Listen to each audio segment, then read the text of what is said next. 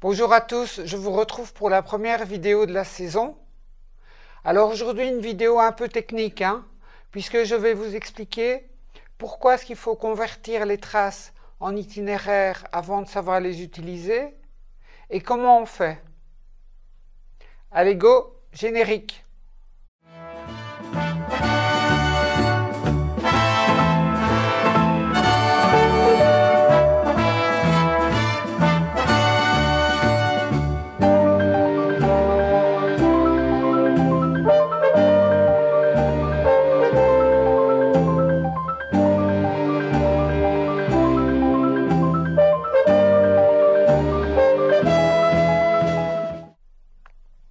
Vous savez bien, dans le domaine du GPS, le fichier le plus commun, c'est le fichier avec l'extension .gpx. Ce fichier peut contenir trois types d'informations. Il peut contenir des points d'intérêt, des traces et des itinéraires. Alors je vous rappelle ce que c'est. Des points d'intérêt, ce sont les coordonnées d'un point précis sur la carte. Une trace, c'est une liste de points de passage et c'est construit par le GPS quand vous faites une balade. En général, quand vous vous promenez, le GPS va marquer les endroits où vous passez. À chaque fois que vous faites 10 mètres, il va marquer un point de passage. Le troisième type, les itinéraires, ce sont les balade que vous voulez faire. La différence entre traces et itinéraire, c'est que dans les traces, vous avez beaucoup de points, ça peut aller jusqu'à 3000 points.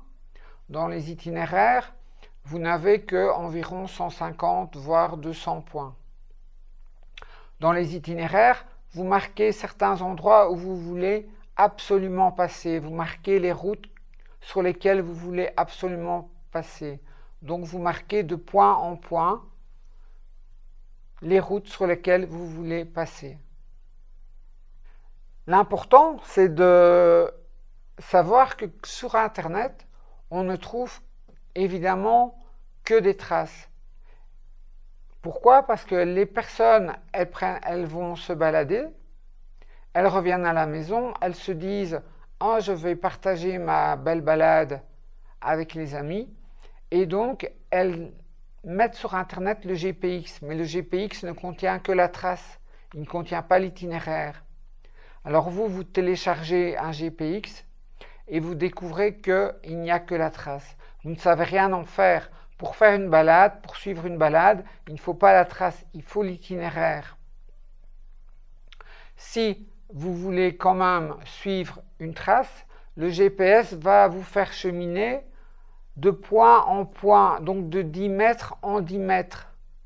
Ça veut dire que, par exemple, en moto, si vous suivez une trace, le GPS vous dit d'avancer et à un moment donné, vous avez un tunnel et une route qui monte, qui ne prend pas le tunnel. Quel est le chemin à prendre? Vous ne savez pas. Ça m'est arrivé, j'ai pris donc un tunnel alors que je pouvais monter et passer au-dessus du tunnel. Et dans le tunnel, au milieu du tunnel, mon GPS m'a dit de tourner à droite. Évidemment, je ne savais pas le faire. J'étais dans le tunnel. Et ce que j'aurais dû faire avant le tunnel, c'était sortir et monter au-dessus du tunnel. Mais ça, quand vous suivez une trace, il avance de 10 mètres en 10 mètres, mais il ne va pas vous donner des indications routières. Un itinéraire, lui, va vous donner des indications routières, puisqu'il est construit en fonction des points de passage, mais également en fonction de la carte routière. C'est là la différence, c'est l'objet de ma vidéo que je vous montre aujourd'hui, comment transformer une trace en itinéraire. Vous allez voir qu'il y a quelques astuces à savoir. Allez go, on est parti. J'ai téléchargé d'internet la route des forêts. Donc j'ai trouvé ça sur le site du syndicat d'initiative de Saint-Hubert. J'ai reçu sur mon ordinateur un fichier routedesforêts.gpx. Je vais voir ce que ça donne dans Basecamp. Je lance l'application et je vais créer un répertoire de travail que je vais appeler ma balade. Et dans ce répertoire, je vais créer une liste d'objets que je vais appeler route des forêts.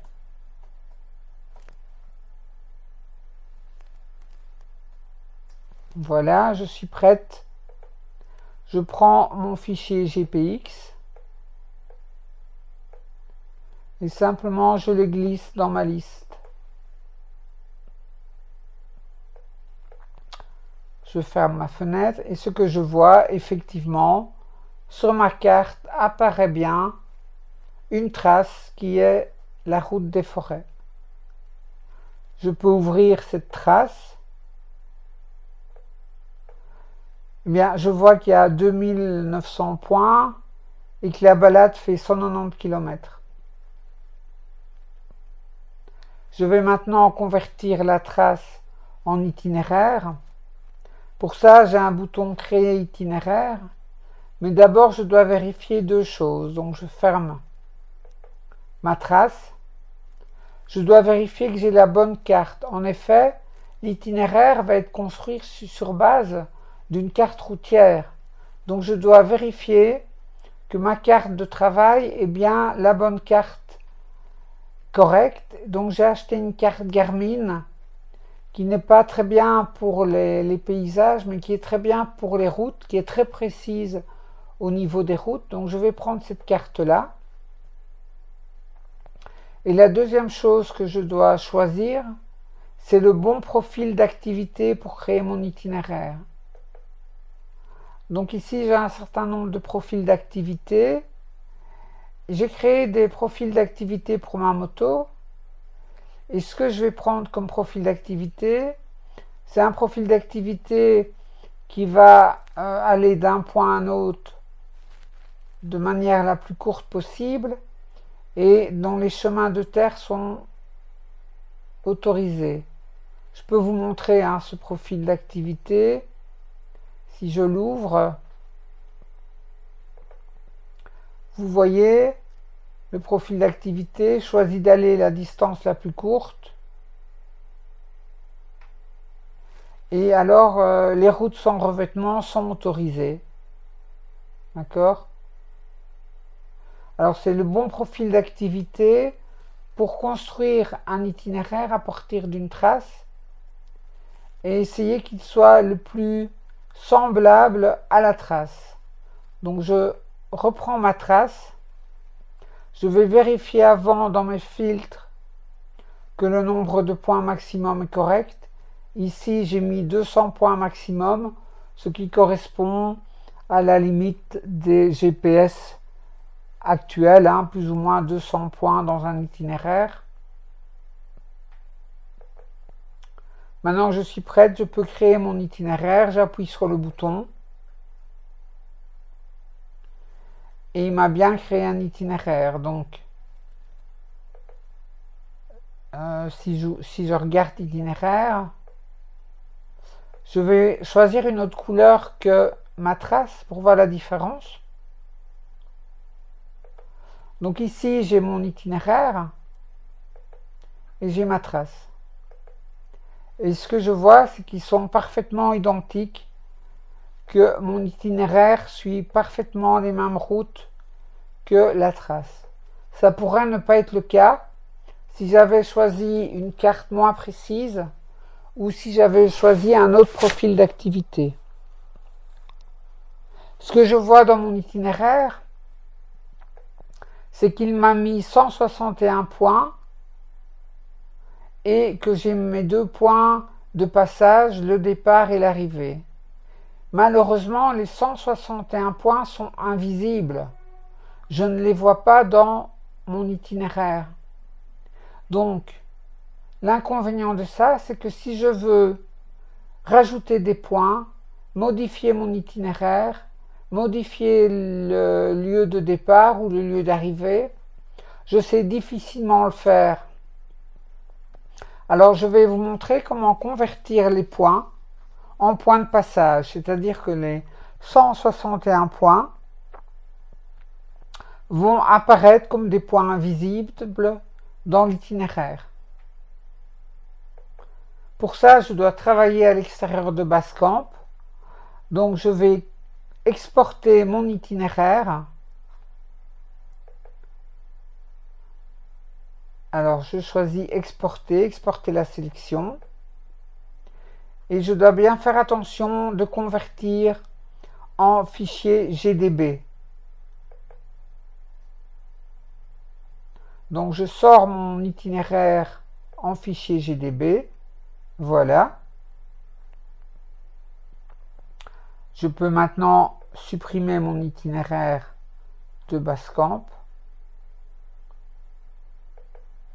Et dans Windows, j'ai téléchargé un utilitaire qui s'appelle Windows GDB 3. Vous pouvez le trouver sur Internet. Je vais télécharger mon fichier GDB.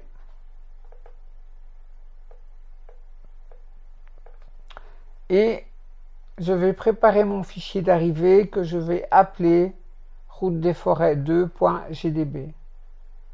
Alors dans ce menu en fait, qui est assez compliqué, vous avez en fait une partie qui contient la conversion d'itinéraire.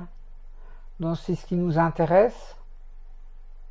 Et nous allons choisir convertir les itinéraires calculés en itinéraires directs avec tous les points dans l'itinéraire.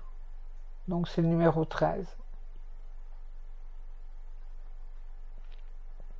Je fais la conversion. Voilà, c'est fait.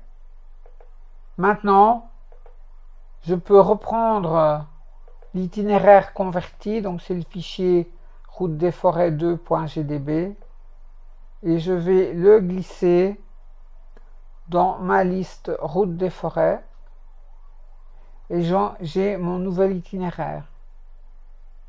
Alors, la différence, c'est que si je l'ouvre, eh bien, tous les points ont été convertis en points de passage. Alors, ce que je vois, c'est que j'ai 421 points de passage, ce qui est bien trop. Donc, je vais recommencer. Je supprime l'itinéraire. Je relance WinGDB 3. Je reprends mon fichier GDB de départ. Je l'ouvre.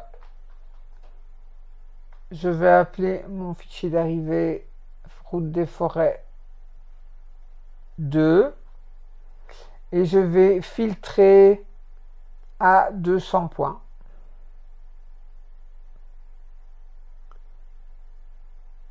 Je reconstruis mon fichier, la conversion est terminée, je peux sortir. Je reprends mon fichier nouveau route des forêts 2 et je le mets dans ma liste. Je l'ouvre pour voir ce que ça donne. Et maintenant, j'ai bien un fichier qui contient 200 points. Alors ça paraît tout à fait correct puisque par rapport à la trace, je vois que mon itinéraire passe exactement par les mêmes routes. Donc c'est toujours correct. Ce que je peux faire, c'est éventuellement le reconstruire pour voir si c'est toujours bon. Et voilà, ça n'a pas changé.